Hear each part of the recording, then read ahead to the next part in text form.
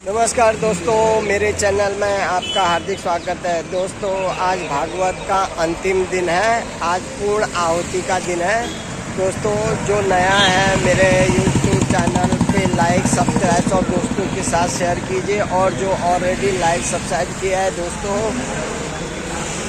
वो लोग के लिए धन्यवाद। दोस्तों, आइए चलते हैं। आप यज्ञ हो रहा है, आइए रक्तदान कीजिए। और दोस्तों, रक्तदान करके 3 लोगों की जिंदगी बचाइए। रक्तदान भी donate blood save life. RKS foundation की तरफ से रक्तदान शिविर का आयोजन किया गया है। ये देखो दोस्तों, भोजन का इतना टेस्ट आएगा तो उसका कोई हिसाब नहीं। फिर से हमारी सब कमेटी के मेंबर, जलाराम बापा फाउंडेशन के सभी मेंबर तन से मन से धन से दिया है। खाली तन मन धन से भी काम नहीं होता है, खास ध्यान रखो, तन भी चाहिए, मन भी चाहिए। अभी तक ब्याज मेरे पास नहीं है दोस्तों, मगर तन ही नहीं है तो मैं चल ही नहीं सकता, तो क्या करूंगा। मन ही नहीं है तो क्या फायदा, पैसा ऐसे ही पड़ा सकता है, रहेगा। ब्याज जाना है और सबको जाना है। अभी हमको तो बोनस है, 82 है। जब भी भगवान बुलाएगा हम तैयार है। दोस्तों ये देखिए, और बच्चे लोग का मोबाइल लंबा रखा। फिर से मैं राजपूत जी को, हमारी सब कमेटी, जलाराम बापा, जो भी ट्रस्टी, जो भी प्रमुख, जो भी हो गए अपने, जो मैं तो समझता हूँ 10 वर्ष को रघुनाथ जी को बुलाओ। मैं भी आऊंगा 2 दफा, एक कथा में 2-3 दफा आऊंगा। उनकी कथा सुनने के लिए इतना आनंद मिलता है कि कुछ उसका हिसाब नहीं है। डोंगरे जी महाराज से उनकी कथा और उनकी कथा में कोई फर्क नहीं है। कथा तो मैं 10 महीना 2 महीना करता हूँ, कराता हूँ, मगर ऐसे कथाकार बहुत कम है। उसके लिए फिर से आप सभी को, आपने इसके अंदर जो कुछ मर्म है वो मर्म लेके जाना घर में। खाली कथा सुन के कपड़ा झाट के मत निकल जाना। अंदर से जो मिला है प्रबोधन, वो प्रबोधन हमारे घर में ले जाएंगे तो हमारे घर में कभी अशांति नहीं आएगा। मैं खातिर से कह सकता। अशांति क्यों आती है? अशांति जैसे हम कर्म करते हैं। कोई भी मालिक से पैसा लाना, पैसा क्या करने का है? गलत मालिक से पैसा लाएगा तो हम लोग खा नहीं सकते, डायबिटीज हो जाएगा 50 वर्ष में। अभी 82 है, मैं 4 महीना आपूस खाता हूँ। अभी कैसा खा सकता है बताओ? डायबिटीज होने वाला है। मगर हराम का पैसा तो डायबिटीज ही होगा ना, और क्या होगा। तो हक का पैसा आया हमारे बच्चे को, हमारे बच्चे बोलते भी नहीं पैसा जमा करो, जो आता है प्रेम से खाओ और हमको खाने दो। वो कहने का मतलब सच्चा पैसा अपने घर में आएगा तो विचार भी गलत नहीं आएगा। बीड़ी पीने का विचार नहीं आएगा, सिगरेट पीने का नहीं, वसन करने का विचार नहीं आएगा। और 2 नंबर का पैसा आ जाएगा तो फिर सब कुछ आने वाला है। तो फिर अपने घर में शांति नहीं, अशांति आ जाएगी। तो फिर से आप सभी को मैं भगवान की कायम कृपा वर्षे और 10 वर्ष को ऐसी 1-2 कथा कराते रहो और उसके अंदर मर्म लेते रहो, जो हमारे साथ में चलने वाला है और कोई साथ में चलने वाला है। फिर से सबको धन्यवाद। हमारे प्रभु जी को वंदन करता हूँ, हमारी माताओं को वंदन करता हूँ, हमारे जो कार्यकर्ता जो तन से मन से धन दिया उनको भी वंदन करता हूँ। और मैं आपसे छुट्टी लेता हूँ। जय भगवान, जय भगवान, जय माता, जय भगवान, जय श्री राम।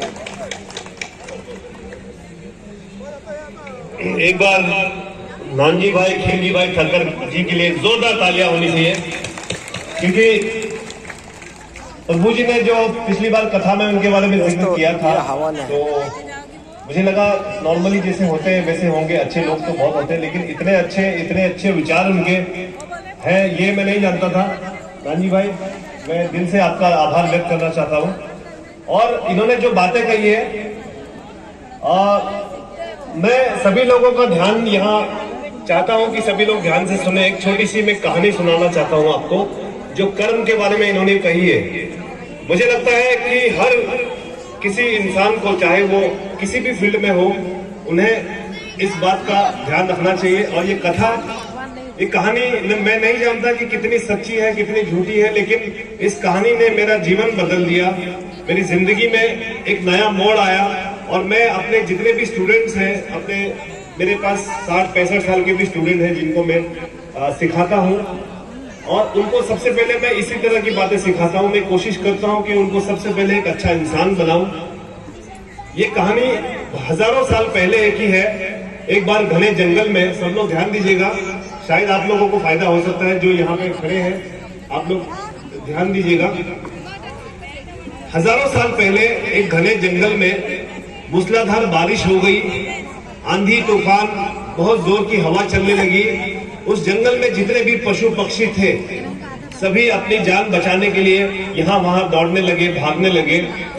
एक हाथी, जंगल का हाथी जो है, वो भी एक बड़े पेड़ के नीचे आके खड़ा हुआ उनके तीनों पांव जमीन पर थे, चौथा पांव ऊपर था। जैसे ही हाथी का चौथा पांव नीचे रखने गया, अचानक हाथी की नजर पड़ी अपने पांव के नीचे एक खरगोश का छोटा सा बच्चा, जस्ट बॉर्न बेबी, एक छोटा सा जन्मजात बच्चा जो है वो उसके पांव के नीचे कांप रहा था, बारिश में भीगा हुआ, अपनी माँ से बिछड़ गया। उसकी माँ पता नहीं कहां आंधी तूफान में यहाँ वहां बिछड़ गई, उससे अलग हो गई। जैसे ही हाथी की नजर पड़ी उस बच्चे पे, तो वो उसका पांव रुक गया। उसके मन में ये विचार आया कि मैं पांव रखूंगा तो शायद ये बच्चा मर जाएगा, लेकिन थोड़ी देर हाथ से पांव नहीं रखा तो उसको तकलीफ होने लगी, क्योंकि भारी भरकम हाथी का पांव।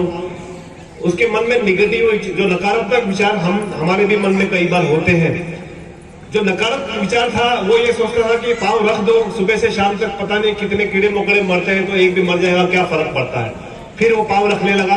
फिर उसका सकारात्मक विचार मन बोला कि नहीं, ये बच्चा मर जाएगा।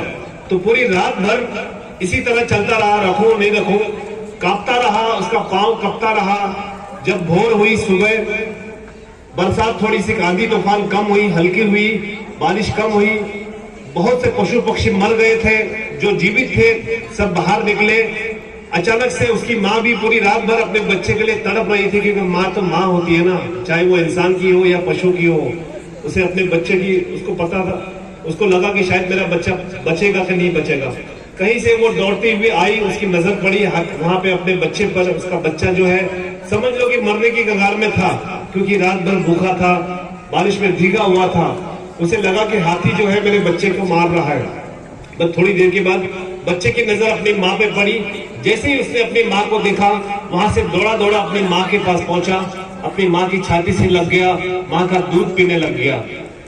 और माँ ने अपने बच्चे को बहुत सराहा। जैसे ही वो बच्चा जब वहां गया तो हाथी का पांव नीचे पटका। माँ की आंखों में आंसू थे, और उसके आंसू की हर एक बूंद उस हाथी को ये दुआ दे रही थी कि आज इस हाथी की वजह से मेरी कोख उजड़ने से बच गई है। तो बस पे खत्म कर रहा हूं। तो जैसे ही वो ये हुआ, उसके बाद हाथी वहां से चला गया, और उस आंसू, जो खरगोश की जो माँ थी, उसके आंसू जो है उसको दुआ दे रहे थे। आपको बता दो, ये हाथी का अगला जन्म हुआ मनुष्य के रूप में। वो एक राजा के घर में पैदा हुआ, हर सुख सुविधाएं हुई। उसका नाम था सिद्धार्थ, आपने सुना होगा सिद्धार्थ। और जब वो मनुष्य के रूप में आया, उसके बाद उसने जब दूसरों के दुख देखे, उससे रहा नहीं गया, और दूसरों के खुशी के लिए, दूसरों के सुख के लिए, ज्ञान देने के लिए वो भगवान बन गया, जिसे हम भगवान गौतम बुद्ध के नाम से जानते हैं।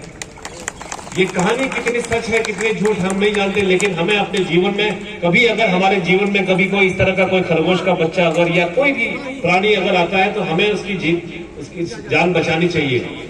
यदि हो सके तो हम किसी का भला कर दें, नहीं हो सके